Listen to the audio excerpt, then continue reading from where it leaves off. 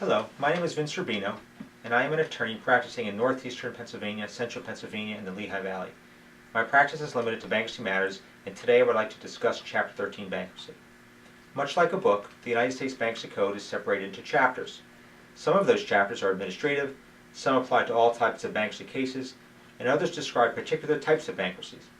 For instance, most everyone has heard of Chapter 11, which is usually used by companies to reorganize, and is the type of bankruptcy you're most likely to hear about in the news.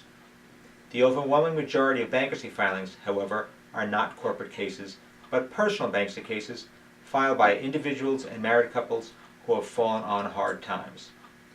If people like you and me fall behind with our bills and can't manage to get afloat, we can consider, in addition to some non-bankruptcy options, a filing under Chapter 7 or Chapter 13 of the Bankruptcy Code. Chapter 7 cases are intended for those of us with modest incomes and modest assets. It's relatively straightforward and is usually used by people with uncomplicated lives to resolve uncomplicated debts. For instance, those with higher than average incomes or assets which exceed the exemption amounts permitted under the law wouldn't consider a Chapter 7 filing. Also, although it may be possible to retain a home in Chapter 7, a Chapter 7 case will not stop a foreclosure action if the mortgage payments are behind. In these cases, it may be appropriate to consider a Chapter 13 bankruptcy filing. Chapter 13 is most notably used to save a house from foreclosure.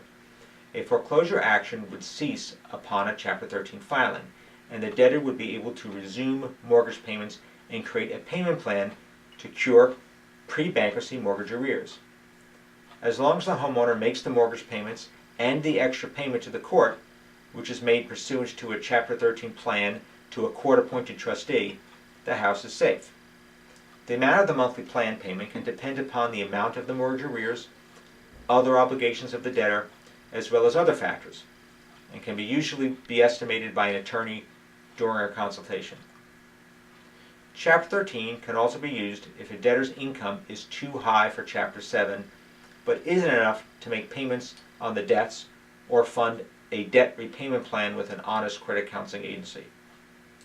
Oftentimes, Chapter 13 is used to repay only a portion of credit cards, medical bills, or other unsecured debts, and the other portion might be eliminated. Clients of mine have frequently used a Chapter 13 bankruptcy to protect assets which were too valuable for Chapter 7, such as a house with quite a bit of equity, or a truck or other vehicle which is valuable and used for work, but they can still eliminate or at least reorganize other debts they have. Other applications for Chapter 13 include paying or repaying property taxes to avoid tax sale, paying income tax liens, and protecting business assets. An experienced bankruptcy attorney with a good reputation can steer you in the right direction. That's all for now. Thank you for listening.